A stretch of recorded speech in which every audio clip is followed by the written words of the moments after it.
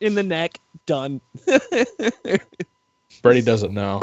We talked a little bit about it. I figured for sure Riley would remember, considering we spent I don't know how many years playing this game. I don't know. I think we'll play it the way I first interpreted it. You can use both quick actions for a spell. If it seems broken, we'll tweak it and change it as we go. Yeah. No biggie. Okay, that seems fair. Obviously, we're going to be stumbling our way through the mechanics part of it anyway for a while. Yes. We'll just iron it out as we go. Try to do our best. No, Brittany doesn't know about the 2 murders and the arson. Yeah, I do also now. an arson, yeah. Yeah. We'll recap it a little bit. Yeah, we never told her the arson. Yeah, we also have to... on fire! And an explosion. Let us back up. Yeah. We'll back up. Let's. Good. I'm gonna talk because she wasn't here last week. Back up and do some of the overlying world stuff. So if you're in Roll20, that's our world map. Yes. The empire you guys are a part of is Atsalia. The red line around Atsalia is the wall that they built. Their protective wall. And everything beyond that is, as far as anyone knows, completely destroyed ruins ash. Those country boundaries and names are just from what was there. It's not a joke. Sorry, no, I'm just the thing's on a delay. The Twitch stream, and I just watched myself make a really weird face while trying to adjust my camera, and now I'm watching myself laugh about it, and also now I'm watching myself explain in the past with lots of hand motions. We've lost Brittany for the rest of the session. It's a little something to get used to. It's fine. Oh, I don't even I just have it just in case I need to look at something that Mike's doing. Yeah, I have it forgetting. on Roll20 and Skype. I mean, I could throw my video up in Skype and then just video or window capture that just like I do you guys, but I figure I don't know. It's fine. I might as well give at least my webcam a direct shot, direct feed. So anyway, this is this is our world. You guys are in Atsalia. That's the wall. Everything else is destroyed. You guys are actually in the city of Aethermere in the southeastern part of Atsalia. Very large city, quite urban. It is generally split up into 2 sections: the upper district, the lower district, separated by a very large river. And you can kind of think of it as the high class area and the lower class area. The lower district is very industrial. There's some markets. That's also where you're going to find Blind Row on the coast in the east. That is kind of its own little city within a city, where the Madame rules. It is sort of a red light district, you can think. Kind of where all that kind of stuff goes on. Alistair has a sister who works over there, and we spent a bunch of time there in the first prologue, which we'll cover in a bit. Good. Of course you did. The other interesting feature of the lower district is the southwestern part of it, called the Ashfall zone, as well as the boundary. Most of the city is kind of protected by mountains to the south. This city is very close to the actual wall of Atsalia, separating them from the Ashlands. And every now and again, a nasty, ash storm will rise up, and the mountains. There's kind of a mountain pass over in the western part of the city that allows, when there is a big ash storm, for the ash to just funnel into that part of the city. So they call it the Ashfall zone. Is just the absolute slums, always buried in ash. It's where Mick lives. He lives out in the boundary. Oh yeah. It's just kind of tents, small shacks, maybe small houses. People are constantly moving. Depending on if they get a foot of ash dumped on them overnight, they got to pick up and maybe move to a nicer area.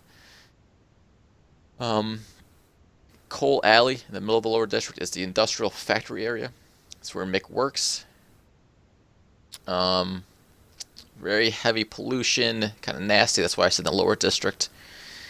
And then it is right in the middle of the 2 smaller markets of the city, the West Market and the East Market. I think Alistair is set up in the East Market. That's where he works out of. He lives also nearby, kind of just in the outskirts of the market. There is also a small barracks to the northwest of the East Market.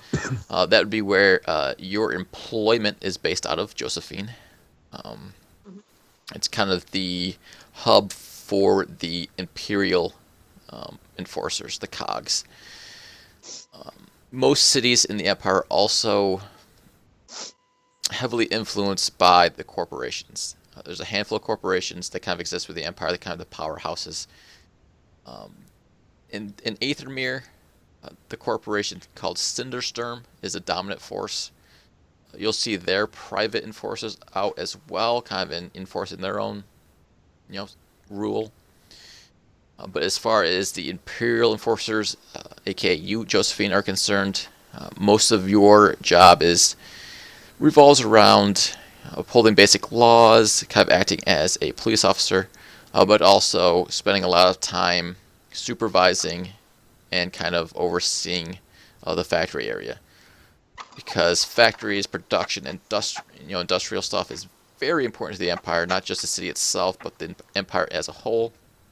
And so the Empire pays great attention and puts a lot of cost towards making sure everything goes smoothly. Make sure people like Mick aren't stealing stuff. Make sure they're producing at an effective rate. No one robs the trains, etc. So that's kind of that.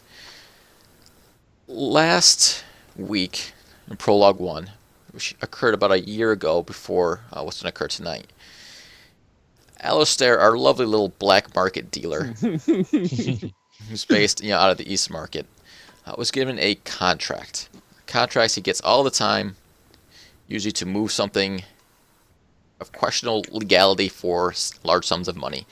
This time, however, he got a contract directly from who he knows as simply the Fist. He's kind of the head figure of... I totally forgot what I called you guys. The Unseen. The Unseen, which is kind of the black market underground faction. No one really knows who or what the Fist is, but the direction came directly from him. It simply said to retrieve a special box, bring it back. And they didn't know where the box was, only that a girl by the name of Gwen in the Blind Row knew where it was. At about the same time, Mick, over in his factory in Coal Alley, received a special little package from a courier. Never gets presents, a little strange, and inside the box that he opened was parts to a small explosive device. And a similar contract that he also sees from time to time, because he works kind of in tandem with Alistair on occasion, doing small jobs, transport, small theft. That basically said to take the device, assemble it, and bring it to Alistair. So he immediately did that. Alistair also immediately jumped on his task, because they both know, having been involved in the Unseen for many years, that to disobey or break a contract is just bad news. People lose limbs, lives, just vanish, all kinds of nasty stuff. Pretty much, you gotta do what you're told, and you get paid very well for it. So Alistair immediately heads off to Blind Row. His sister works and lives over there, so he figured he'd go pay her a visit, see what she knew. Mick also followed suit, first to find Alistair at his business. Didn't find him there. Awkwardly questioned the courier there to try to figure out... He's gonna die. Yeah, where Alistair went. Weaseled out of him that Alistair, whenever he does leave for long periods of time, that he goes to Blind Row to visit a sister. So Mick immediately goes to Blind Row, has to break in a side entrance, because, as I said before, Blind Row is a very controlled area of the city. It is walled itself. People are strictly documented going in or out. You're also searched and relieved of all weapons or paraphernalia upon entering. And the Blind Row itself, they kind of rule by their own law book. It's controlled by the faction simply that goes by the name of the Mistresses, even though, as I said last time, they're not all women.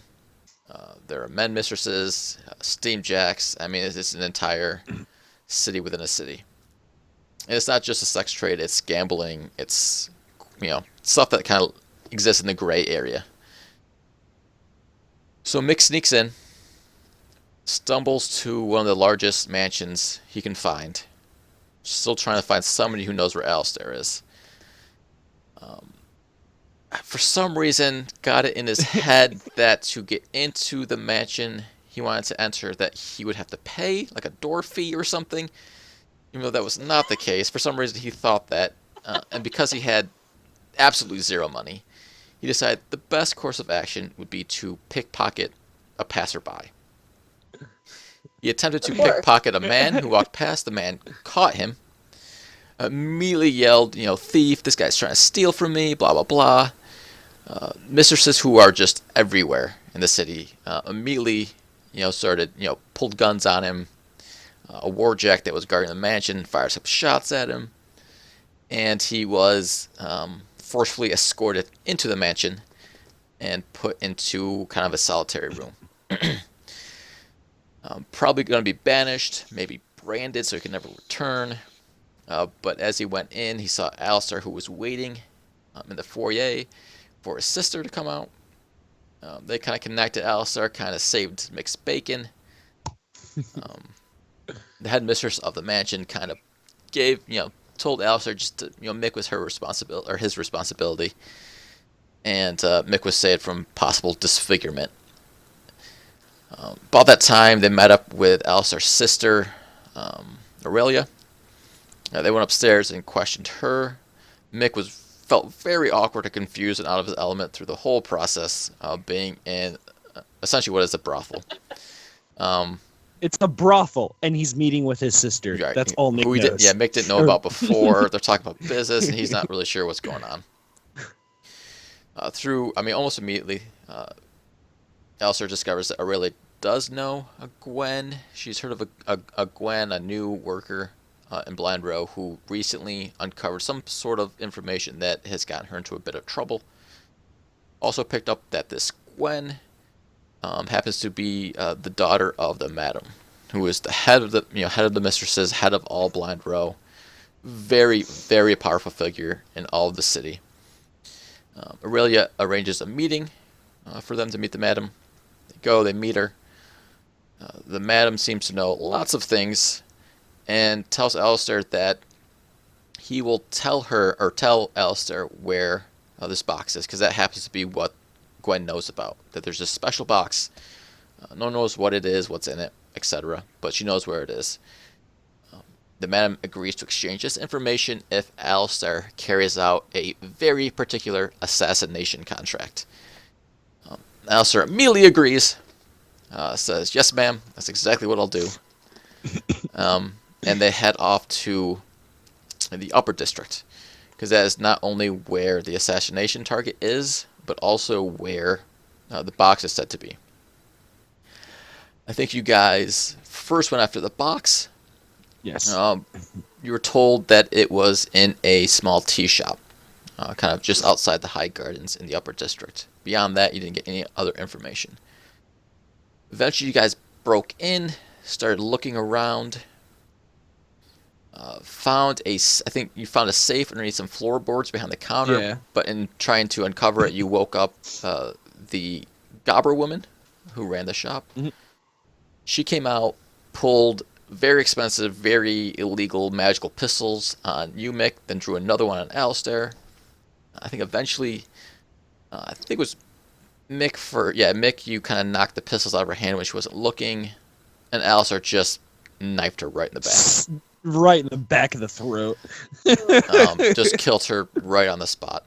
You guys immediately went back to the safe, knowing that this has to be where this special box is, whatever it is. Realize you can't get into it. It's very advanced, very expensive, very large safe built into the floor. You guys realize that maybe that's what the explosive device was for. You blow it up, taking out some of the house as well. Find the box, kind of a small silver-plated box inside. Take it, immediately run away, knowing that the small explosion is certain to draw attention. You guys then immediately circled around and found your way to finish your second contract, the assassination. You find your target in his house. I believe you guys... you found him sleeping in his study. You guys broke in. He got very startled. Not a very brave man. Immediately started begging for his life. I think he seemed to know that you guys had been set by the madam to kill him. He seemed to see it coming. Didn't get much more out of him than that before Alistair just killed him, because that's what his job was. You took a few moments to kind of look around the study, see if he had any gold, see if he had any, anything worth looting. You discovered that this man was a diplomat who was very close to passing several laws and sanctions against the Blind Row to tax them, to increase restrictions on who works there, etc. A lot of things that the madam obviously would not go for. So it's pretty clear why the hit was taken out on him. Then, because you didn't want it traced back to the madam and to destroy evidence, you both decided, like, in unison, let's just burn the house. Hopefully, maybe to make it look like an accident, he had an oil lamp going, so you knock over the oil lamp, the whole house goes up. As it immediately hightail it out, you're able to get back to the lower district, back to your homes.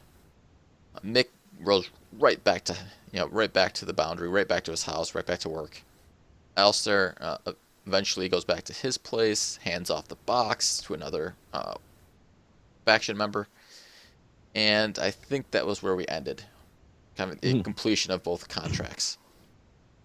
So 2 murders later and an arson in the upper district.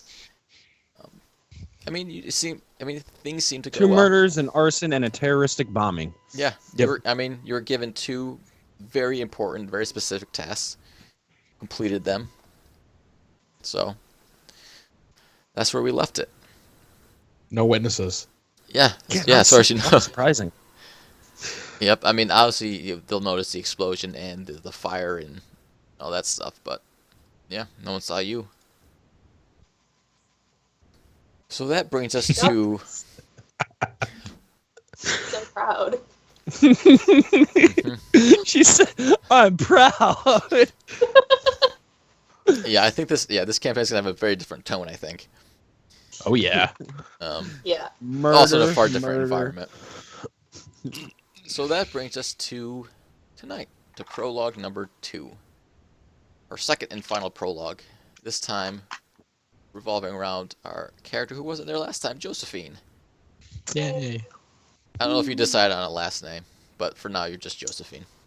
Yeah, I'm really terrible with last names. You don't have to give me one, Rename that's fine. my characters hard enough, and then figuring out a second name that matches that first name is just like, it's too much, guys. You can just be Josephine. Maybe for whatever reason you left that behind too. Yeah. Okay. So I have a few last names in my list of names. Brittany has too few names. Sage has a list. Oh, I have a whole list on my phone. Yeah. Which I refuse to use. I'm sure they're all terrible puns. Oh no, absolutely not. They're like legit names for the game. Sure. Maybe some of them are a little not really, acceptable. Maybe like Russell Parsons. That's Alistair's last name. You can't be Parson. I know. I know that was like the third on my list. So before I even knew his first name. Yeah. Wilmer Peak. I got a couple of them. Okay, that'll be great for whenever Mick gets what's coming to him. Oh yeah, definitely. I'll use. It's nice to have backups. Okay, so we have Alistair, who's kind of a black market dealer. Mick, who is a very poor mechanic living in the slums. And now we have Josephine, even more different character. Let's talk a little bit about Josephine.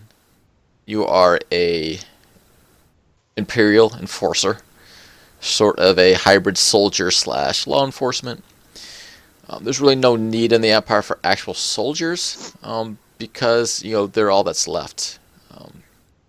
So you really just kind of take on the role of being a kind of a federal officer, in our nowadays terms. You often get posted in cities to make sure the manufacturing goes well and all laws are followed. So you're really more cop than you are soldier, but you get a little of both. Why don't you kind of introduce us to Josephine? Okay. Sure, let me put my cat down. Okay. I'm sorry. It's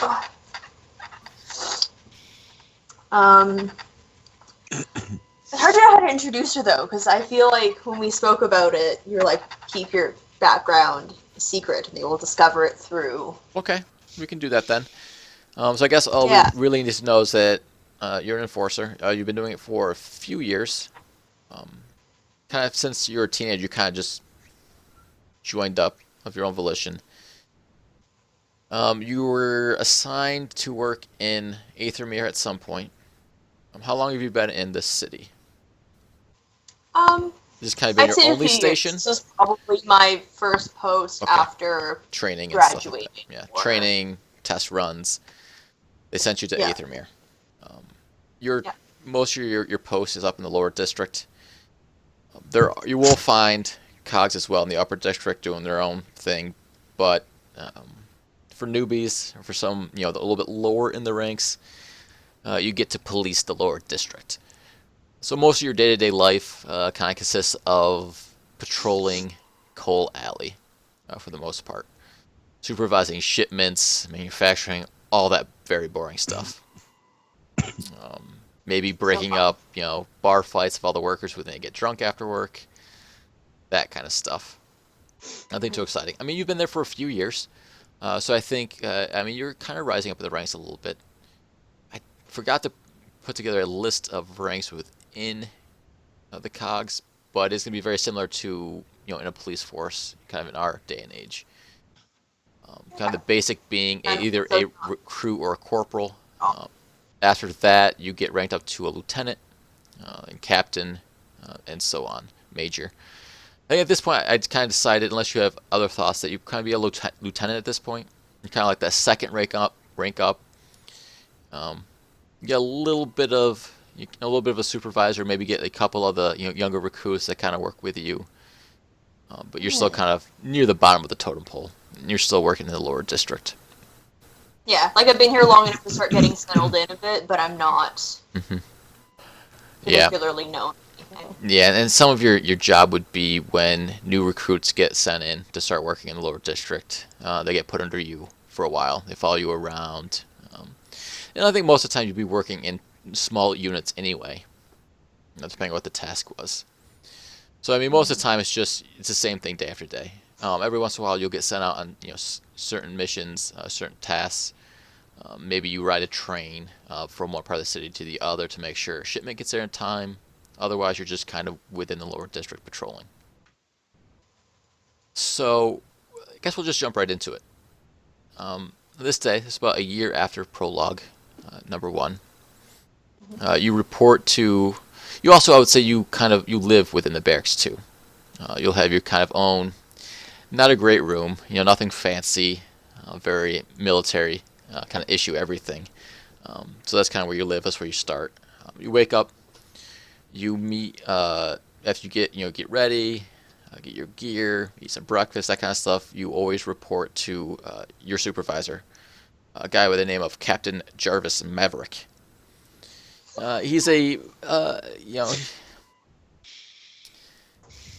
he's not as serious as a lot of higher ups within the cogs. Maybe because he's worked in the lower district too long.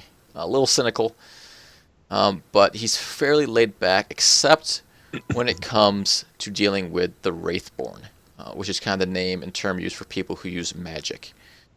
Across the Empire, it's seen as a big no-no. I mean, Atsalia did come up with some kind of device to destroy all magic within the world. They hated a great deal. And being an imperial officer, part of your responsibility and your task all the time is to be on the lookout for Wraithborn. That's just kind of a secondary job of yours and all the imperial officers. So Captain Jarvis Maverick just really doesn't like Wraithborn. You've heard rumors that it is because his family was killed by a Wraithborn or Wraithborns. Not quite sure. You've heard a couple iterations of the story. But regardless, he blames his family, rightly or wrongly. on the Wraithborn. So this morning is not any different than any other. The weather's a little off. There was been a ash storm over the past couple days, and throughout most of the lower district, even outside of the boundary and outside the Ashfall zone, you'll still get what essentially just looks like black snow. When an ash storm kind of rolls through, you kind of get the remnants. You might get a dusting, black and gray ash over everything, and that's what kind of day it is. Just very overcast, very dark and dreary.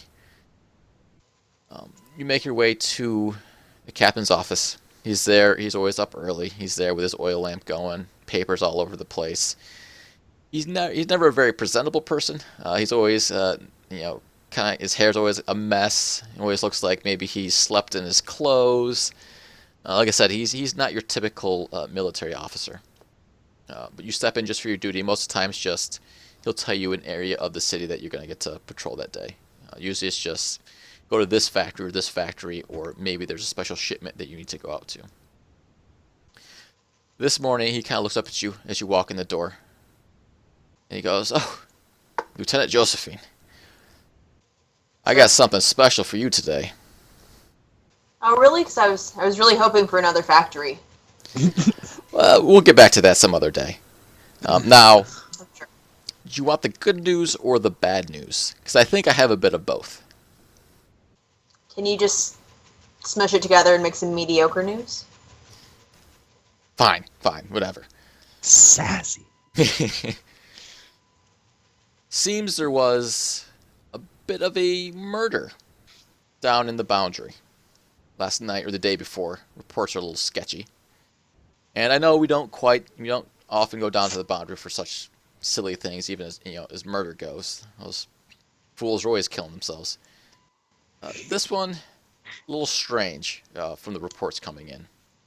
So I guess the good news is he gets to go solve something, or look into something a little bit more interesting, I think, than watching the grunts make parts all day. But you do have to go down to the boundary, and you need to get there fairly quickly. It's hard to say how long they're going to let the body sit. Oh, fabulous. Well, in that case, I will keep this brief, and suppose I'll be reporting back later. I knew you would. Oh, and one more thing. Well, no, scratch that. Two more things. First, if you haven't looked outside, it's been a bit of an ash storm. That's part of what makes this strange. Boundary got buried the past couple days, so make sure you bring your breather mask. And I got a couple recruits that need to, I'm going to send with you. Wool Green, never seen the boundary, so I think it'll be nice to break him in, get him real dirty. Wonderful. Fantastic. Boundary shut down because of the ash storm, but we got a train going in there. Yeah, he kind of pulls out a pocket watch. About 20 minutes or so. All right, are they meeting me there? They should be right outside the door, and he pounds on his desk. There's recruits! You out there? You get yourselves in here. I hope you didn't shine your boots too much this morning. In walk a couple young lads. I did have strapping lads. Strapping young lads. I did have names for them. I forgot where I wrote them down. Please make them named Strappin, Young, and Lad. No. Take us there. Young Nick, I think it's my in. goal to just make you sigh in disappointment. Isn't it always?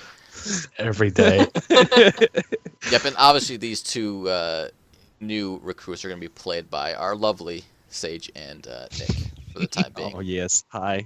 Oh no, I'm sorry. Oh, who am I? supporting cast. Supporting cast. Yep. Hold on, I need to go apologize to my cat. Okay, go apologize to your cat. Well, we found the names for our people. Stop running away, I'm sorry. I mean, I can name him myself right now if you'd like. Oh, Jesus Christ. You're He has this habit sitting by my feet. His name could be Neville Hathaway. No, I didn't get too crazy or creative with it. You're just, says, Lieutenant we're Josephine. like thing 1 and thing 2. Yeah. Lieutenant Josephine, I'd like you to meet Corporal Benjamin, I think it was. That'll be Nick.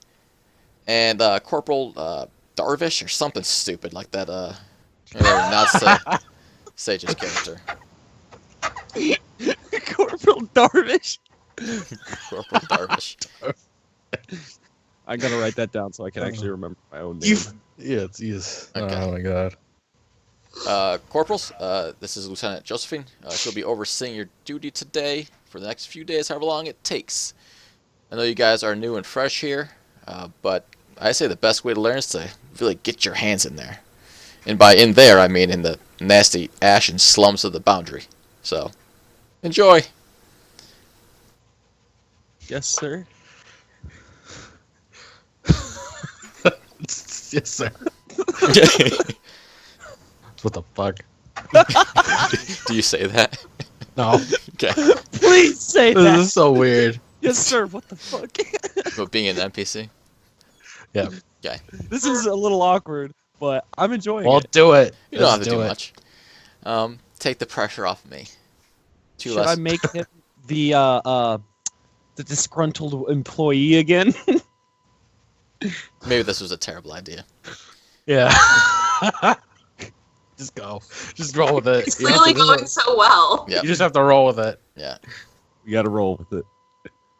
Yeah, Jarvis just he pounds the table again and just smiles at you guys and said, well, get going. Yes, sir. I expect a full detailed report. Excellent. I hope one of you two has nice handwriting. Back up a bit. You hear Jarvis mumble, I'd be surprised if those two can even write. The hell kind of people are you sending me? As I'm like shoving out the door. I know you'll do your best. If not, it's easy to lose people in the ash. You know that. Yeah, hopefully they just don't get lost on their way home. Oh, so no. tragic. I mean, potentially tragic. Yeah. I'll understand no More matter what lives the outcome. Lieutenant, enjoy. Now get out of here and shut the door. So you guys leave. Josephine leading the way. There are two greenhorns finally close after. You shut the door and you hear just Jarvis just like laughing to himself, in the room as you guys leave. Do you want to do? You got a few moments before you got to hop on the train. Do you want to do anything before you just head out? Check their gear. Okay. See if our gear is on Yeah, correctly. bring everything. Yeah, I mean they got the basic gear. They got a service sword and a service pistol, and however they're not wearing they're not carrying breathers. Josephine, that you are actually when you're during any ash storm or anytime you have to go anywhere near the boundary, most of the time you're issued basically what is essentially a breathing mask, so you don't inhale too much of whatever is in the ash. You have one. You made sure, after you said that, to make sure you had it. Those two knuckleheads did not bring theirs. I didn't expect we were going into the ash. Did you not pay attention to your briefing at all this morning? This was our briefing. Do you normally just pack half your gear when you get ready for your day and you think, oh, I'm just going to bring that or not bring that? Who knows if I need it or if I don't? I'm just going to, I'm just going to leave my gear in my room. Why don't you go get it? Just like take a minute, double check. Did you bring all your stuff? Yes, ma'am. I'm feeling so attacked right now. I love it. God damn. Holy shit. Did you guys Too much sharply sauce to handle. salute and shuffle off? You gonna run your legs like you Yes. run your mouth? Keep going. Sharply salute and just Yeah. take off to get those things. Okay. My God. So the two corporals, they quickly hustle off to go find breathing apparatuses. Go back to get them very quickly, and the three of you quickly hustle off to the train yard. There is a train station right in the barracks, going in very separate directions of the city. So of course you guys can get to locations in a fast manner. You had to run a little bit because the two corporals had to run off and get the rest of their gear. But you make the train time and head off to the boundary. Train rides, it's a bit, an hour or two, even as quick as the train moves. The city is very enormous. You can't go quite as fast, especially the closer you get to the Ashfall zone, because ash is built up on the tracks, and it's sort of a mess. Think of a blizzard, except it's not snow. No, it's ash. So about midday, late morning, close to midday, you arrive at a train station in the boundary.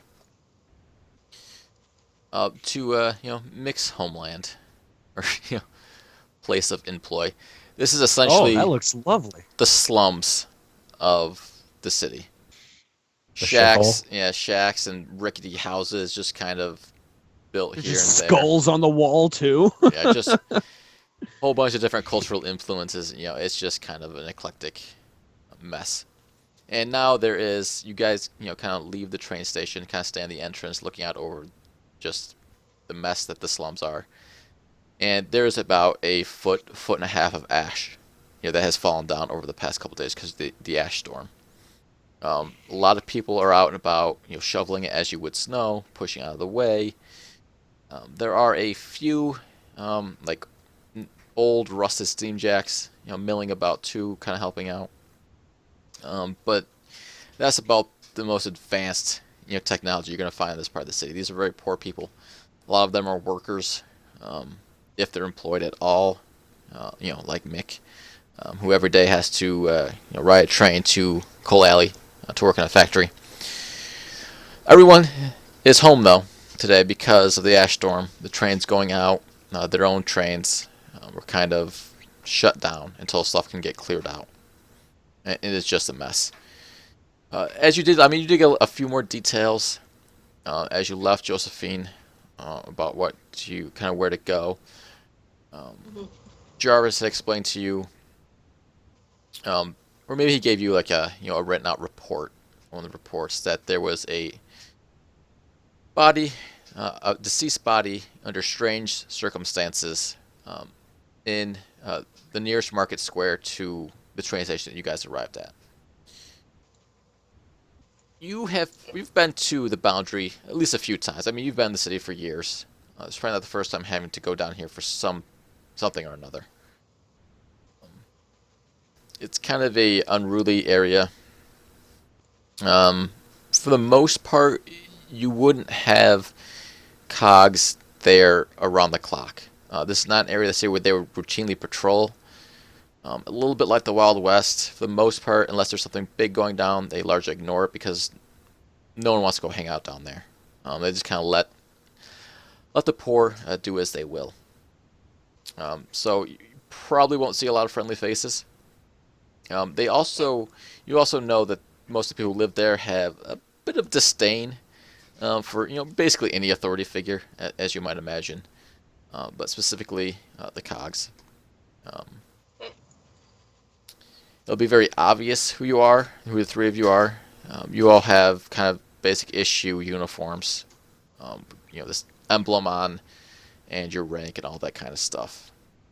And you're probably also going to be the only three people walking around with breathers, especially, or at least advanced breathers. Everyone else is kind of walking around with like scarves and like bandanas over their noses as they kind of go around try to clear the ash outs and get to business. Do you want to do anything other than head straight for the market?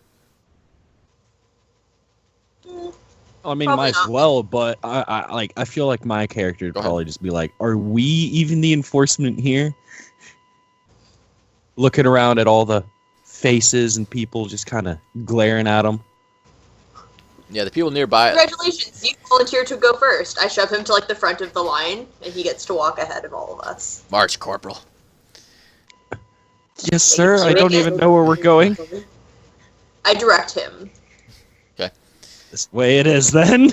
Yeah, it's just down the street. Take a left. This right there. You're not very far. Yeah, and as you guys start trudging through the ash, most of the street you're walking now has been cleared at this point. Most of the people are still working to clear out around the houses and just all the other nooks and crannies. But people stop and look at you as you march by. You hear a lot of defamatory remarks Some curses, some grumbling, people pointing. You see some parents kind of, grab their kids and kind of pull them away from you guys. No one approaches you directly though. And just a short walk, you turn the corner and you get to what serves as a market square for the boundary. Not a market really, kind of an open area where people kind of get together, maybe swap some stuff. There, usually there's like a stall or two of somebody selling, some kind of edible or something like that. At this point, there's also a kind of the centerpiece of this market square is a well. Kind of your simple stone well, kind of dead center. One of the only places to get fresh water in the boundary. Because one of the side effects of what I decided to call the cataclysm, kind of the event where the rest of the world was burned, turned to ash, is that a lot of the rivers and kind of surface water sources are usually polluted with ash. The city itself can filter it to make it drinkable and usable, but you're not gonna be able to do that, in the boundary. They do have a well. There's a couple wells in the area. This is one of them, where they can get fresh water from some underground source. There's a large crowd of people packed into the market or market square, all gathered around this well. This well is just a short stone circular wall with, a kind of a wood pulley system that kind of hangs over the top where they lower a bucket down. So it's kind of a straight beam up and then a horizontal one across the top. And suspended, bless you, suspended from this pulley system is what appears to be a figure of some sort. Looks like a man. You guys are still kind of standing on the outskirts of the square. There are people just packed in, at least 100 just packed into this area, all gawking and pointing and talking about this. Assuming this is quite clearly possibly the dead body you're supposed to investigate. Huh. I just continue walking. Okay. Okay, I'll follow right behind. Okay. Just marching straight up to the body. Yep. So you have to start kind of pushing and forcing your way through. People kind of stumble back and they see you, and you kind of hear some shouts go up, and they quickly kind of part and. Oh, here comes the cops. Look at these guys walking in here. They'll solve the mystery, that kind of stuff. And they kind of part ways, and you're allowed to walk up to the well. You now see that it is a man. Looks, at first glance, maybe middle age, it's hard to tell. He is suspended upside down.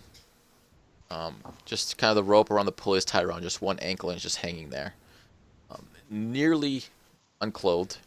He's kind of got some rags of some pants or shorts or something kind of, around his middle and, like one boot on one of his feet, and that's it. You see he's just kind of just the front of him is facing you. Clearly dead. He's turned kind of funny colors. There's some ash kind of settled on him. That's what you see. Huh. And there's I'm guessing there's no one else waiting there to meet us. No. Just the civilians. Awesome. I forget the guy's name that gave us Jarvish. Captain Maverick. Captain Maverick. I forget what Captain didn't Captain Maverick say that this body was here for like a day or two? Yeah, he says, yeah. Probably a day or two. And no one thought to bring him down or anything? You feel someone push you. Yeah, you feel someone push you in the back. I forgot what I even gave you. Jarvish? No, that's not you. No, Darvish. It was Darvish. It's something very unfortunately similar. You feel somebody push you in the back. Says, "You go get him down." Okay.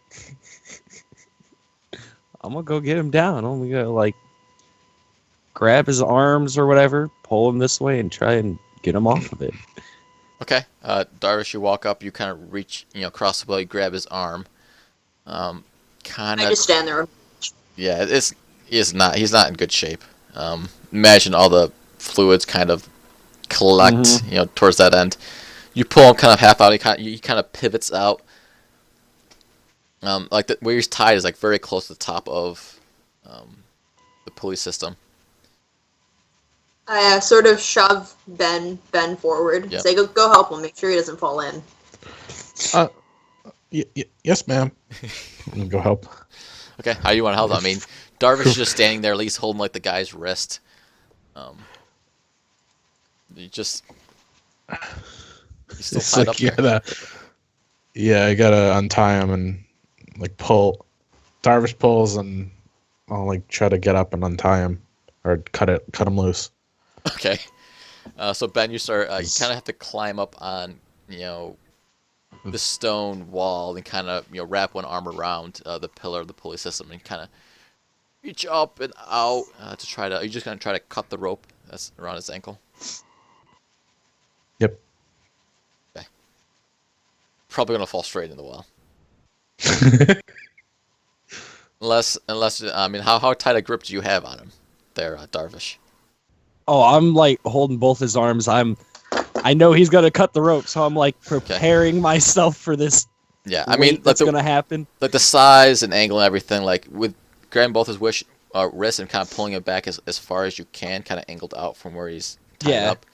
Like maybe his arms and his head are kind of now like, kind of even with the outer wall. So if he cuts him, he's gonna kind of land like probably in the shoulders. You have to hold on to make sure you don't lose him. Yeah, and then I won't try and pull him up. I'll wait for Ben to come and help me pull him up then. Okay. Josephine, are you still just kind of watching, arms crossed, as your corporals do the dirty work? No, I'm still like edging closer because I'm watching them and just thinking they look so incompetent. My God. They do. As soon as you start like grabbing his arms and Ben, you get up like reaching like for the rope. You hear someone call in the crowd, "Have some respect, you pigs!" And someone else yell, "Filthy cogs!" Just ignore them. Ben, I don't even turn. Yeah, I mean you're kind of like I said, you've been here a while, and even within like the coal alley, you still get the same kind of disrespect from a lot of the factory workers. You're seen as just that authority figure. People don't like you. Ben, you reach out, cut the rope. It's just kind of looped around his one ankle. Immediately by just like falls. Darvish, like you almost get yanked like off your feet as like the body like hits like on the shoulders, and then like this whole lower body like falls in the well. But you immediately just have to like just fall and wedge yourself on the ground, and now you have him by the wrists. The rest of his body is in the well. You're kind of on the ground, covered ash all over you. And the crowd just goes up in an uproar.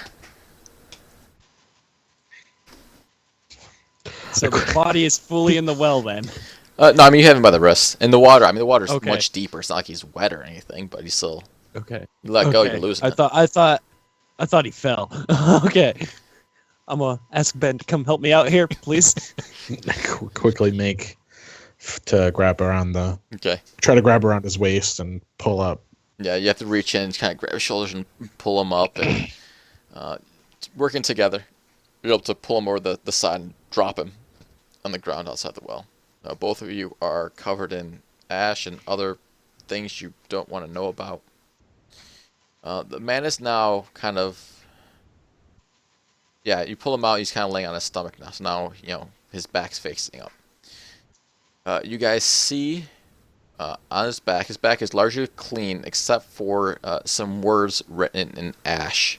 Looks like someone with like a coal pencil or their finger dipped in ash or something has written the words "Who am I?" ? On this guy's back. It covers "Who am I?" whole back.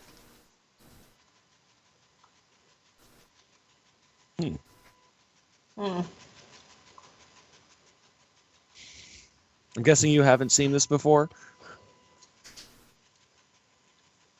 I mean, dead bodies, yes. Questions written on dead bodies. Yeah. Is this new? I guess. Yeah, it's new. Lieutenant, now what? We got the body out. I don't know. Now we like roll him over, like look at his face. Yeah, that's what I was. Maybe like search him a bit. Say, like roll him over, inspect his body, see, try and find a cause of death. Yeah. You flip him over. Josephine, can you make me? We did a lot of skill checks last time, but I still don't know them all. I want to say investigation, but I don't know if there's anything more important. Detection? Is that better? That you're saying? I don't think there's a medicine check. Well, maybe there is. Is there? Forensic science. Oh, forensic science. Yeah, I don't think she's trained in that. Actually, wow. Whatever. Yeah, forensic science. Yeah, that would be perfect. But I don't. Correct me if you're wrong. I don't think you're trained in that because I think I looked. I'm not. Okay. And you cannot do that. You could do. Yeah, you could do medicine. Or I don't know if you have to be trained in that either. Let me pull out the list of general skills. Who knows? Yeah. Now, even if you're untrained, you can do a medicine. Kind of basic battlefield triage. Lead the treatment. Because you're just trying to figure out. What? How he died.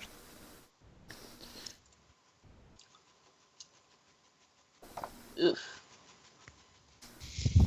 9. He's definitely dead. Yep. Oh, you did roll, okay. Yeah, he's clearly dead. You could have spotted that, 15 feet away. Mm-hmm.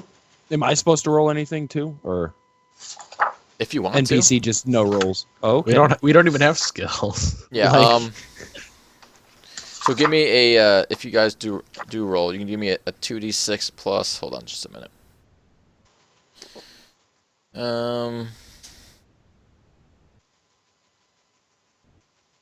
Oh.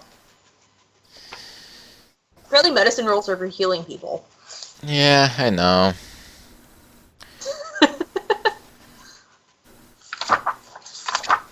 I know, there's so many. Jeez. Yeah, and some of the examples they give are like super specific. Mm-hmm. But I still think that's probably most appropriate, Yeah. other than forensic science if you're trying to find clues and that kind of stuff. Yeah, it's based on intellect. What would you guys' intellect typically be? A couple. You can give me 2d6s plus 3. If you guys want to do medicine checks, You just kind of like investigation, see cause of death, anything like that. Maybe yeah. you guys, maybe one of you two newbies, know something that Lieutenant doesn't. It's not impossible. Nope, I'm a roll. Wow, 12. That's pretty good. 11. 11. Yeah, you guys kind of look them over. You using the power of teamwork. Yeah, they're both already like half on the ground, kneeling, covered in ash, and just filthy anyway. Look over. Clearly dead. The only kind of possible, cause of death or strange thing that you guys notice, other than the words on his back, obviously, are that his mouth looks to be completely filled with ash. All over his mouth, inside his mouth. Huh. Oh, I'm not sticking my hand in there, so.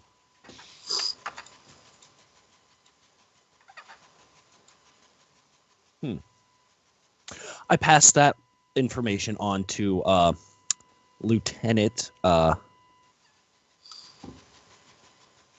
Lieutenant Josephine.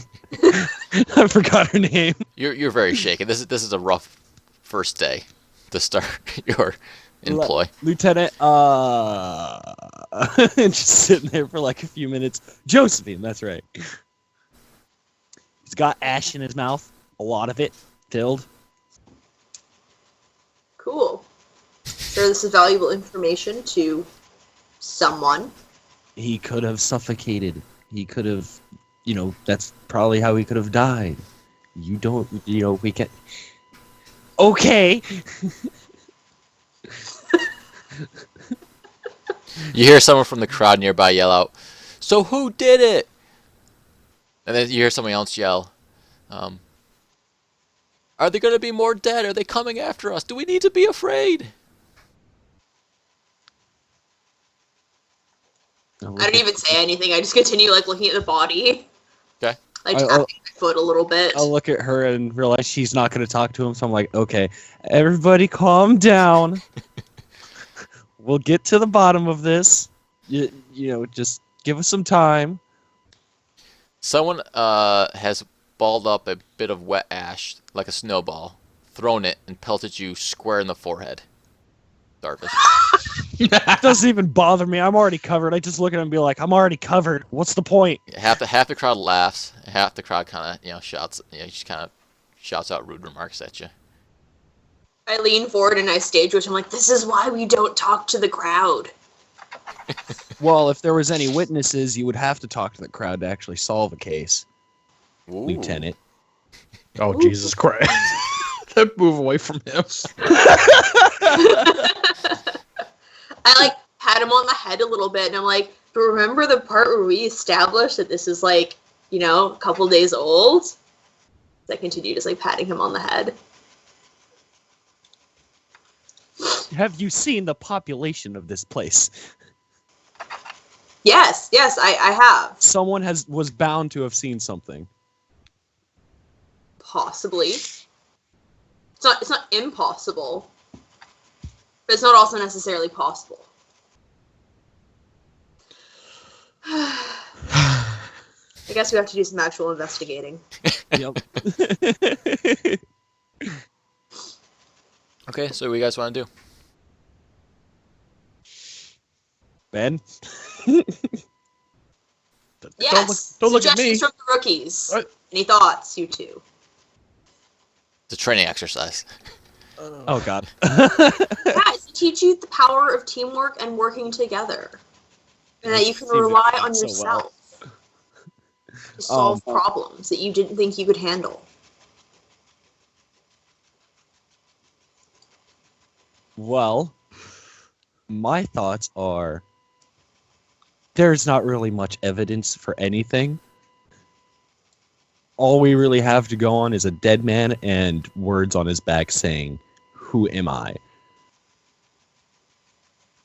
So I'm a little stumped right now. Any thoughts, Ben? Shakes his head furiously. Like, he's the super nervous one. yeah. Please don't look at me. Please don't look at me. Please don't look at me. He's like, I oh, also God. sympathetically pat him on the head. I'm like, aw, you guys are trying so hard.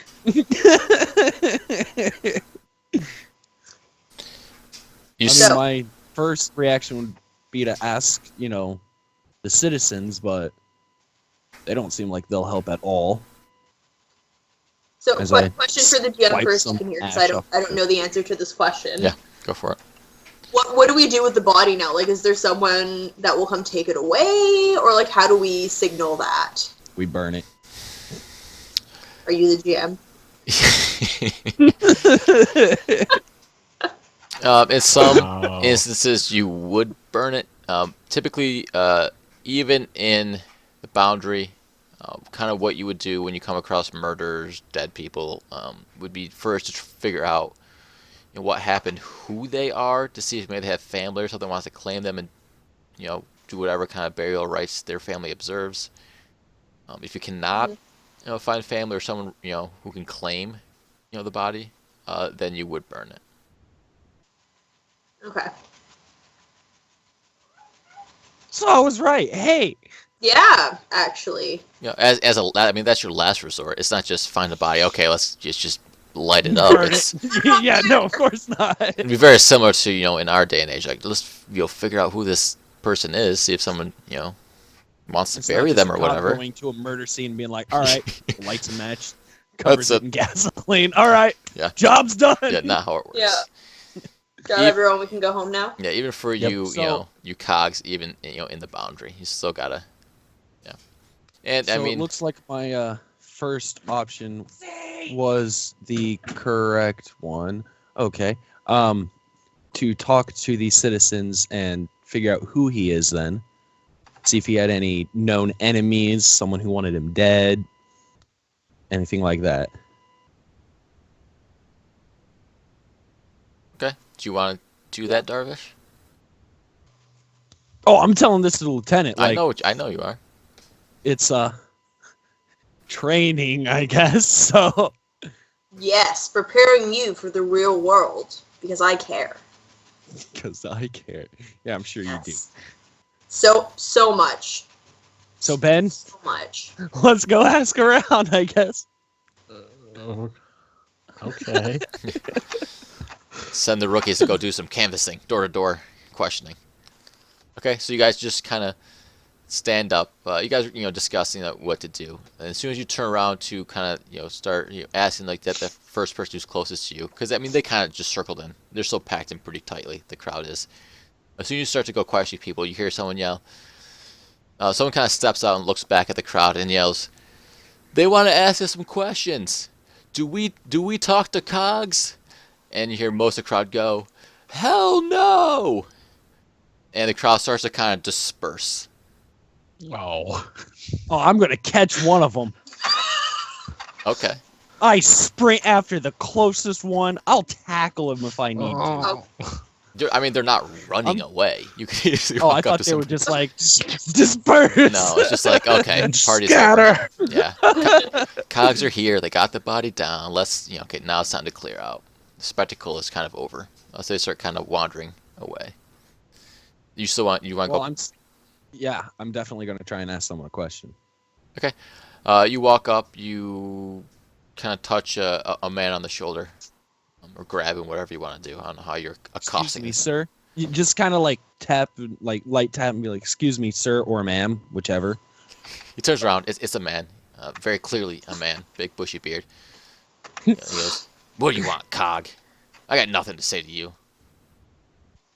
You don't have to say it. I'm just trying to find out who murdered this man so it doesn't happen again. Who knows? It could be you. I'm just trying to help. Any information would be helpful. Cogs have killed more people in the boundary than any of us have killed ourselves. Maybe it was you. Well, I mean, I'm a recruit. I haven't been here for long, so it definitely wasn't me. But he kind of looks you up and down and says, "Yeah, you look like you just learned how to crawl." Hey, I look good in black. Why don't you do your job? He turns around and starts walking I am. away. I'm going to grab his shoulder, not hardly, just like, just give me any information and I'll leave you be. He turns around like very quickly and like cocks a fist like he's just gonna throw cold cock you right in the head, and he kind of stops and he's kind of shaking, and he forces his fist back down. He goes, I ain't got nothing to say to you. All right, but I'm sure you know that withholding information from any law enforcement is punishable. Okay. He kind of steps closely, he kind of points his finger, and he goes, "What I know is that there's 3 of you and hundreds of us in the middle of an ash storm." What I know is that if a cog, as you call us, Oh God! At this point, I am like stepping up, like wrapping my arms around Sage like this. Uh-huh. I'm like, you know what? Maybe let's not bother the nice people who, like he said, outnumber us. So many to 3 of us. So we're just gonna, and I sort of like start shoving him towards like where we were standing. I'm not done with this guy. What the? No, you are. Don't worry, you are. He goes, "Why don't you listen to the lady? Mind your own. You're not going to find many friends here. Just glare at him as I turn away. I suggest you figure out what happened to that man, and then get out of here." Solid advice. We'll work on that. He grumbles and turns to leave. At this point, the entire crowd is kind of dispersed. Is there anyone who's still kind of lingering and watching us? Make me a perception check. I think perception's still a thing. Did we decide that last time? Yes, it is. Yeah, there you go. Straight perception. That's what I want. Your detection, I guess. Maybe that's it. Whatever. Oh, 8 for perception. Or okay, hold on. I can do detection. Yeah, I think that's little bit more specific. That sounds like something you want to do, detection, right? Yeah. I'm not even going to attempt to make a roll. Yeah, observation. Yeah, okay, that's it. Darvish is more, focused on. He's just going to call him Dickweed. Okay. It's So not out loud though. So noted. no, only to his face. Well, Darvish is gonna fucking die. It's gonna get. Darvish has no care for these people. He's gonna get lynched by the mob. Darvish isn't going to exist past this session, so. Yeah, it doesn't really matter. Ben, you can make a perception too.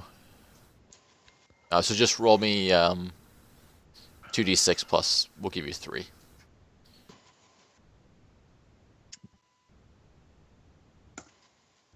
Wow, that is Awful. garbage.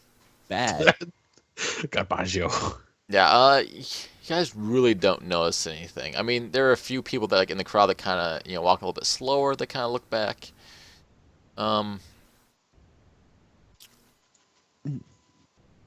we'll leave it there.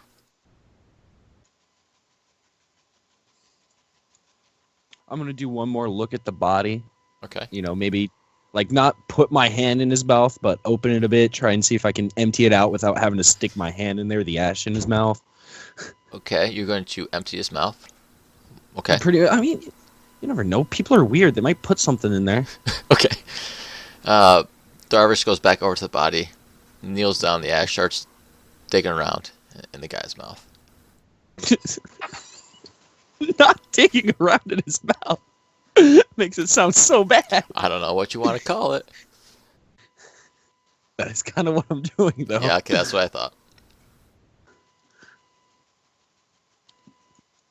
Pretty much just trying to find anything that could help us, because no one else is going to help. Yeah, you dig around. You don't find a confession note from the killer. You do find what looks like a... Won't be that easy. Yeah, I mean, it looks like you do find something, like a little piece of wood. It's kind of flat, like broken off of something maybe. Hard to say at this point. It's kind of covered in crap. Did it fall out of his mouth, or is it in his mouth still? Well, I don't know. Did you take it out? You noticed it. Looks like we're going to take it out. Okay, you take it out. And clean it off, see what the hell this is. Wow. It appears to be... I am a cop. He's jumping into this. Both feet. Well, nervous Nelly over there just shakes. It appears to be... That's what you gave me. Yeah, I won't make you roll for it. I mean, it appears to be a pick, as in for a guitar. A guitar pick. Right. A little flat piece of wood. That's... I'll walk up to the lieutenant and be like, found this on the body. Huh. And I think I produced food from somewhere and I'm just eating now. Josephine she reaches in her pack, pulls out just like a hard biscuit and just starts gnawing on it. She watches her. As she watches the recruits splash around in the mess. Mm-hmm. It's like dinner and a show, right? Mm-hmm. Yep. Yeah. Oh man, this recruit is probably going to get very angry with the lieutenant out of character. Just saying. Like, do your job, damn it. I look at the guitar pick in my hand. I'm like,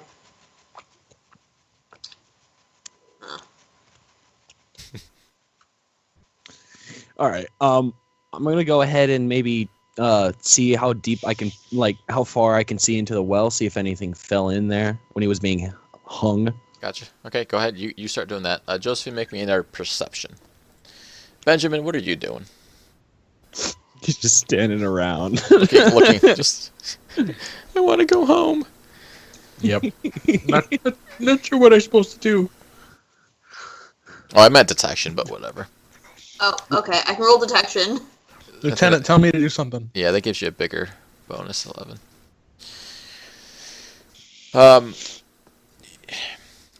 The rest of the crowd, the stragglers, have completely cleared out. Surrounding the market square are little homes, little huts, maybe little shops. It's hard to tell what anything is. Oh, Brittany, you're rolling DM rolls, so only the DM can see.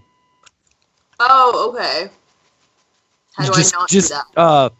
On the character sheet, when you're looking at the skill, when it's highlighted and it shows down there, click on the skill name. Yeah, press the skill name, not the button next to it. Like that. That was just example. I see. Yeah, and then everyone can see. Okay. Just for the viewers. No, they get what I see. So they see it. Yep. Oh, okay. Yep, it shows up on the video anyway. You guys are just in the dark. Okay. Yep. Well, so that's awesome. yeah, Darvish, you start looking in the well, see if you can see anything. Josephine, as you are supervising your little minions and munching on your biscuit, you notice in one of the houses that's kind of facing you on the edge of the square, you see a figure in one of the windows that just seems to be just watching. And then as you kind of like look up and kind of make eye contact, quickly moves away. Ooh. Mystery. Ooh, is that biscuit tasting delicious? It is delicious. Darvish, You know what tastes delicious? Solving a tastes like murder. Tastes like clues, guys. Guess where we're going next? Side note, Darvish, you I don't hope see not anything. in the well. It's just it's too dark. Yeah, as soon as she says that while I'm looking in, I hope. I just say, I hope not in here. Nope. Just from the well. Just... Like, you're trying. We're going to that house. Okay, why? Right. So someone who was watching us and who then seemed very uncomfortable when I was watching back. We're going to find out why. Isn't that like this entire place?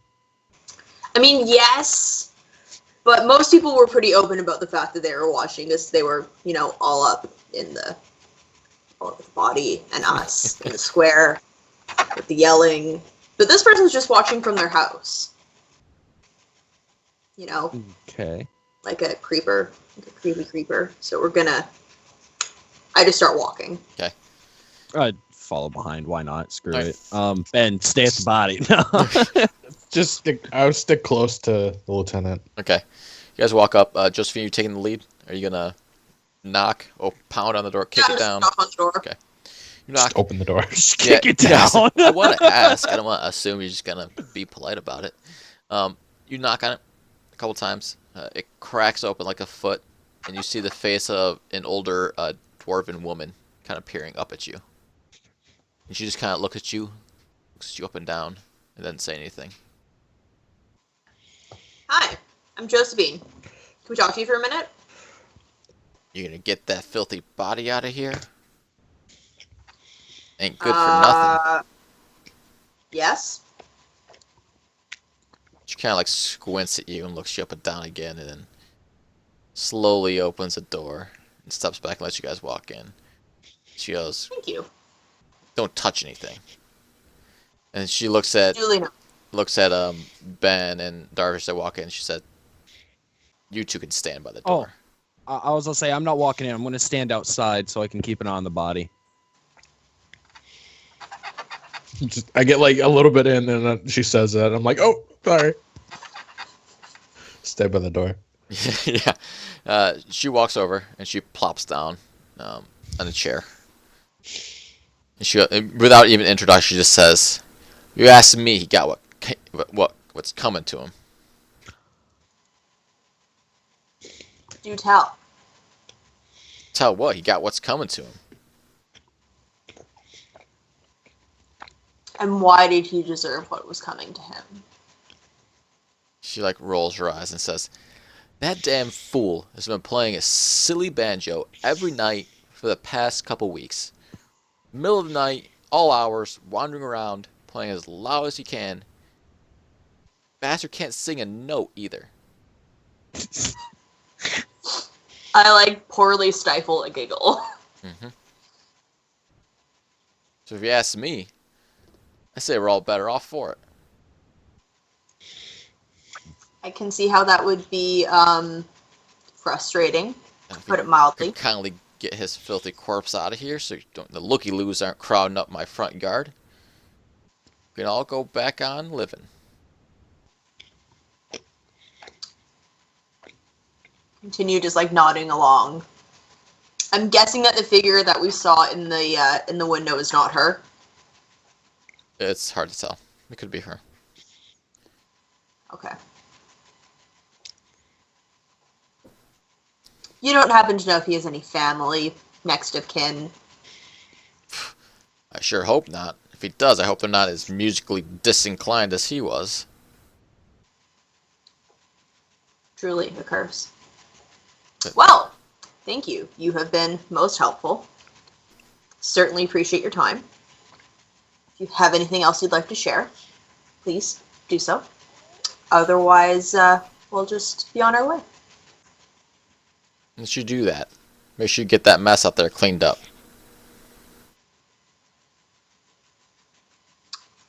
Yeah. Just turn around and start walking out. She goes, oh, one last thing. It only happens, like I said, late at night. If you ask me, the man's got a drinking problem. And then she kind of laughs and says, I mean, had. I guess he got over that, didn't he? Permanently. Good on him. She like gets up as you guys start like shuffling out. She's like picks up a broom, starts like sweeping out like the ash you guys tracked and grumbling, like sweeping like almost like right into like the back of your heels. Understandable. So you guys shuffle out of the house. She quickly shuts the door behind you, and standing almost as if waiting for you guys outside the house is looks like an elven teenager maybe, female. She's looking up at you and she crosses her arms and frowns and says, I hope you're here to find my horse. What? Have you seen the dead body over there, by chance? She looks around and says, of course I've seen it. Near everyone's seen it. But he's dead. Yeah, and now we're here to see it. He's dead, no change in that. My horse is missing. True. And? Aren't you the law here? Shouldn't you be looking for it? Maybe we got a horse thief on our hands. That would be animal control, ma'am. What good are you if you can't find my horse? We're kind of preoccupied with finding a murderer. And unless your horse killed the guy, then, I mean... How dare you? You wouldn't hurt anyone. Well, what's your horse's name? I'll keep an eye out. It's horse. Why would you give it a name? Wonderful name. Personally, I would have named my horse Dinky. She just like sighs and like rolls her eyes. If you're gonna come all the way down here to the boundary, you might as well make yourselves useful. Well, tell you what, I'll help you find your horse. I'll keep an eye out. If you maybe have this murder. Yeah, if you have seen anything, heard anything. She kind of eyes you. Says, "You promise to look for horse?" I promise. Absolutely. Shouldn't you be doing that anyway? I mean, yes, but, if we solve this murder and find horse, I mean, that's just a great day. I mean, doing any one of those things would be a good day, but, like, both of those in one day. Can you imagine? Let's do a persuasion. Okay. Add in your, I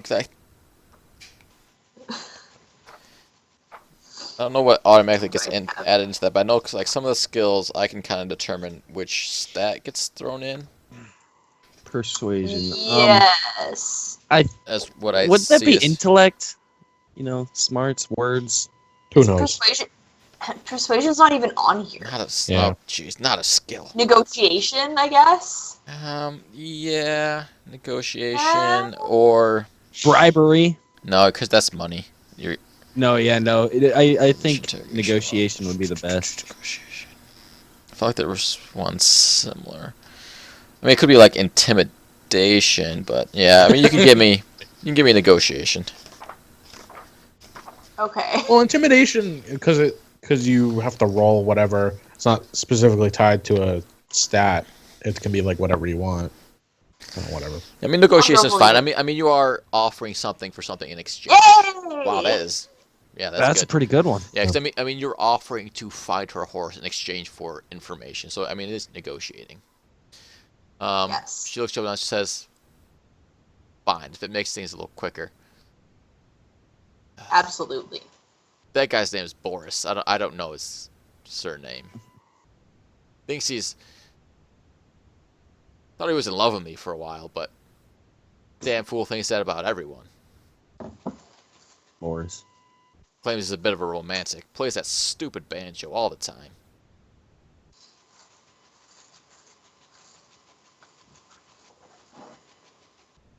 That good enough for you?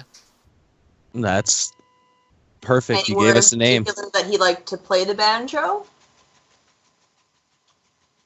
Before or after he got drunk. Either? Or where did he get drunk? Did he get drunk at the same place a lot? At a place you like to, spend time? Yeah, only one place will serve him. And what place is that? At Davin's place. I wouldn't call it a bar, it's just... We just call it Davin's Shack. Would I know where that is? Yeah, we'll say yeah. Excellent. You may have been there before, or you've seen maybe reports there. There is some trading of illegal booze that goes on in the boundary. Maybe one place that produces it. So, I mean, you may know a little bit about it. You may be at least on, the COG's like radar, just as a point of interest, in case, anything they really need to take any interest in, the moonshine trade. Okay.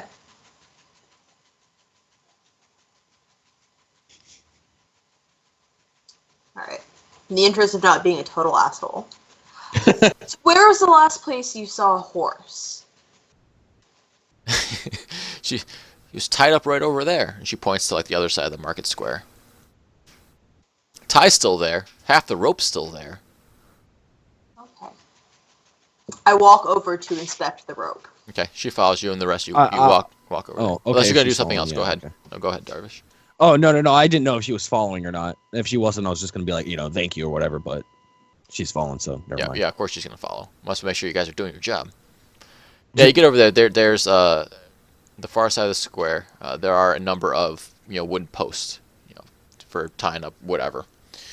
The middle one is half a length of rope, tied securely around the top. The other length just goes into the ash, and there no horse in sight. She points at it and says, "He was right there, just a couple nights ago. Now, no horse." I'm going to pull the rope out of the ash, see if it was like ripped, cut. Said he was there a couple nights ago. Yeah. Yes. Who knows what could have happened in that time? That's why you have to find him. Okay. He's worth more than the houses around here. I can't make no money without the horse. Okay.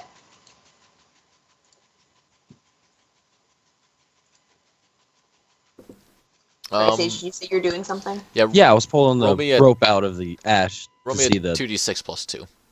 Just as a little 2d6 plus 2. Yeah. Oops. Yeah, you're not sure. And the end's a little bit frayed. Yeah, you're not quite sure if it was cut, ripped, whatever. You're not, but not sure. Is there anyone who would have maybe wanted your horse for themselves, or? Could be anyone. Like I said, that horse is worth a bundle. All right. I'm gonna keep bringing Ben into this. Any thoughts, Ben? You fucking asshole. Well, I don't know how many horses there are in the boundary, and it's not exactly that easy to hide one, I suppose. Oh, look at her. How many horses are in the boundary, or is it just horse? Well, it's not many. Few around. Well, is your horse any different? You know, any different color, height? She like sighs and like rolls her eyes. Said it's a horse. He's white. He's got brown spots on him. White and brown spots. All right. Description of the Nice. the victim. Achievement unlocked. Okay. She like looks up at you, Darwin. She says, "Do you know what you're doing?" Well, yeah, not all horses look the same, so what if we found a horse that wasn't yours? I'll take any horse. I'm sure you will. But we're all going to find your horse and your horse only. That was fine too. All right. That's why I needed to just, to know what your horse looked like. I hope you already know what a horse looks like. A horse could be black. Everything's black out here. That's true. I'm black right now. Okay, you got me there.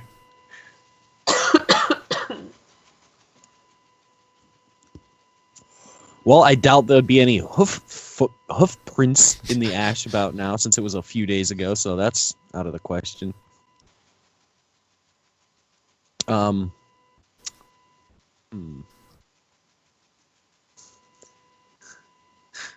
Keep wanting to bring. Don't do it. so bad. I don't know nothing. What do you think, Lieutenant? Just move along.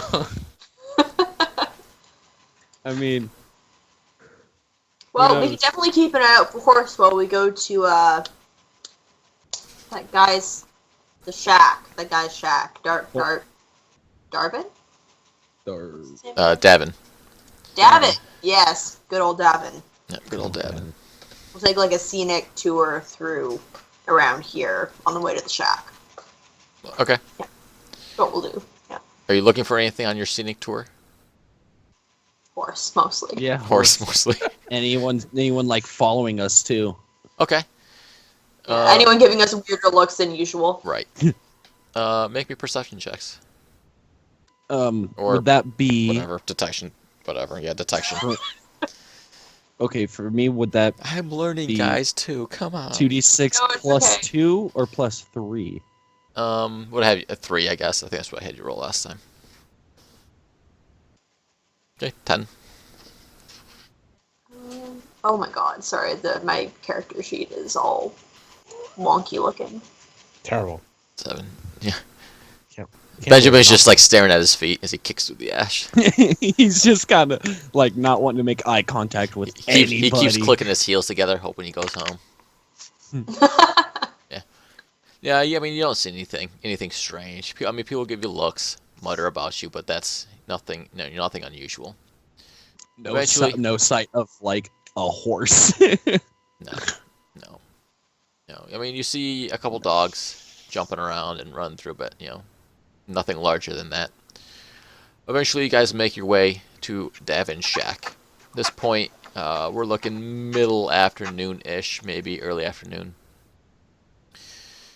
And even so, this is really just it really is just a shack. Not much larger than a small house. The front of it doesn't really have like a front wall. It's just almost like an open stall. Looks like there's a bar, kind of made up in the back of this place, and it is just like packed. A lot of people. I mean, no one's working today because they can't get out of the boundary. Some people are already kind of stumbling around. Right. Drunk people give the most information. Are we really going in there? Yes, we are really going in there. I love this character. It is literally our job.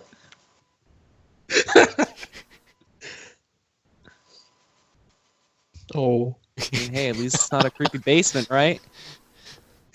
Did you know like what we do before you signed up to do this? No?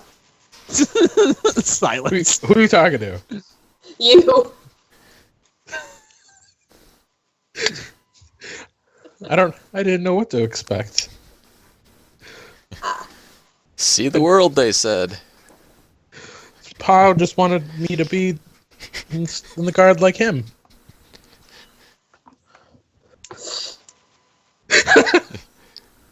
Benjamin is everything that Alistair is not. Total chicken I like shit. Okay. Are you just I gonna? like wipe a tear from my eye. I'm like, oh, the beauty of family tradition. Yeah. Alright, let's go into the bar, guys. Are you gonna start pushing your way Yes, through, yelling? What are you gonna do? Oh, I don't know if I'm like yelling or anything. I'm just sort of like excuse me. sauntering, maybe. Pardon me. Coming through. Doing the sort of weave thing you do through Yeah. crowds. You kind of weave your way through. You going for the main bar? I mean, Yeah. only. Imagine. Looking for whoever I think might actually be Davin. Yeah. I mean, there is like a bar. It's really the only piece of furniture in this kind of lean-to, open stall kind of shack thing. Yeah, there is a man, young man, behind the bar, filling up jars of something, passing them out, yelling, and he sees you guys coming and he immediately kind of stops, and you see him like the one jar he's filling up, he immediately like drops the pitcher and like swipes the glass like off the counter like behind him. Smash. Yeah, straightens up and he goes, what can I do for you? I like lean over the counter. I'm like, oh shit, did it break? Break? What? Oh, nothing to break. Don't worry about it. Just cleaning up here. Friend, that is a waste.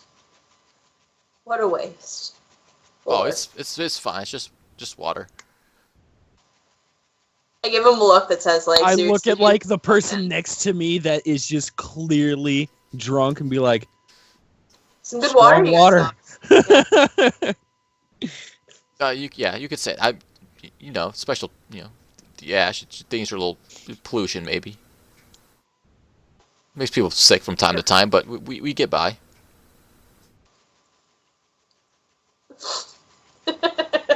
He starts like acting like he's like wiping down like the bar. He doesn't like a rag. It's just like his hand. Like he's just.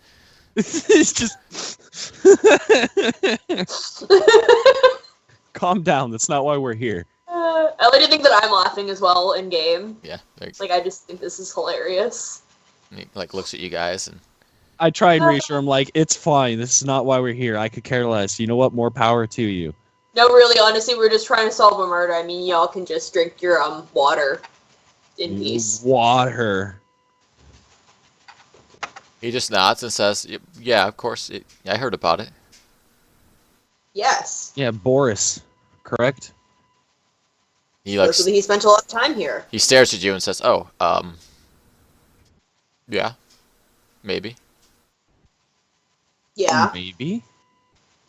Anything you want to tell us about him?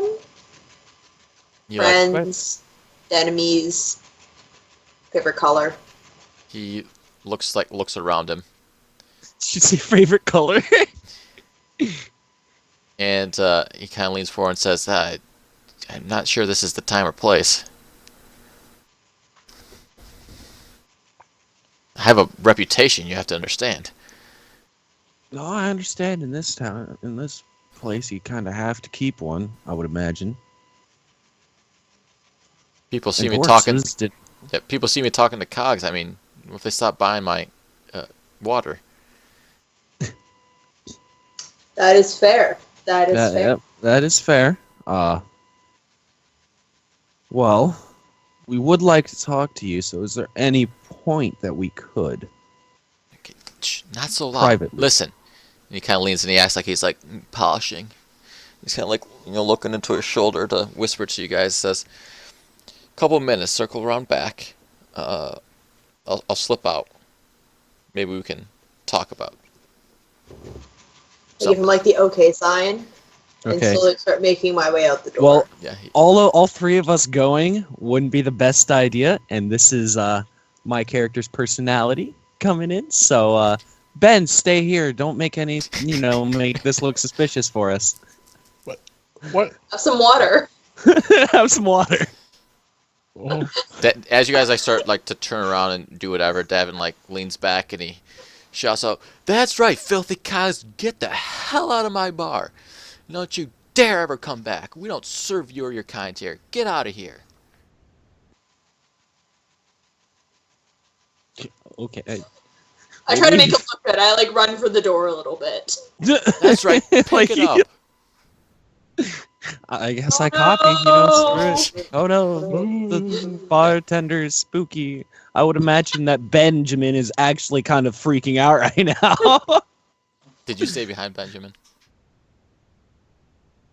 is that what we wanted to do? No, if he's kicking us out like that, then no. All right. He probably just get oh. Oh God! Okay, I'm gonna die. I knew it. I knew it. Okay, so you hightail it out of the bar shanty. Carefully circle around, behind the place. Kind of a little back alley, kind of among the shacks and stuff. And after a minute or two, Davin slips out of a back door, and he looks at you guys and he just kind of, brushing himself off and says, "Well, did you figure out what happened to Boris?" Not yet. That's what we want to know. Do you know anyone that hated him in particular? The most, because it seems like everyone hated him for his banjo. He never did have quite a ear for the tune. Can't hurt a guy for trying, though. And kind of Apparently someone thought they could. he starts pacing, playing with his hair. I mean, he had a habit of rubbing people the wrong way, you could say, I guess. Anyone in particular? I mean, not that I know. I mean, he was always, near every night he was getting into some kind of bar fight or something. Either that banjo or, putting hands where he shouldn't put hands. Okay. Anyone he put hands on recently that he really shouldn't have put hands on? Says damn near everyone you've seen so far. Followed me up a couple times. Oh. Yeah, that's wonderful to know. I understand that, the water, not everyone can handle it so well. Ben, we should have had you meet this guy. What? Why? Never mind, Ben. Calm down. Poor sweet Ben. Poor Ben. I imagine like 18-year-old fresh-faced kid.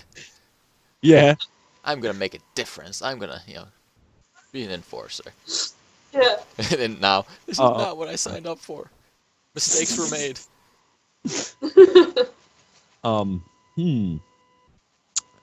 Well, as I would assume that many people have, but has anyone threatened him recently? Someone who might have a history. Again, he's still pacing and running fingers through his hair, and he groans. He goes, "Pick a stone, throw it in a crowd. You're gonna hit someone who had a problem with him." I mean, I don't think anybody really hated him. He was more of a nuisance. I liked him all right. Wasn't a bad guy. Just, he was a romantic. How so?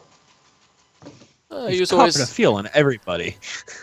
I mean, you gotta understand how Boris was. He just thought, he was just looking for that special someone. His greatest flaw is he thought it was everyone who looked at him. I thought maybe he would. I thought eventually he'd find someone who might set him straight, or maybe fall off his crazy obsession. Last I saw him, he was talking about someone who I thought sounded a little bit more special than the rest. Yeah, I don't know.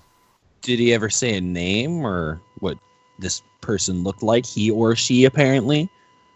Nah, he said it was a woman. I don't know. He just wandered into town. He was always going after new faces. Some people who didn't know he was coming. All right, that's actually fairly helpful. Someone new, recently arrived the past few days. All right.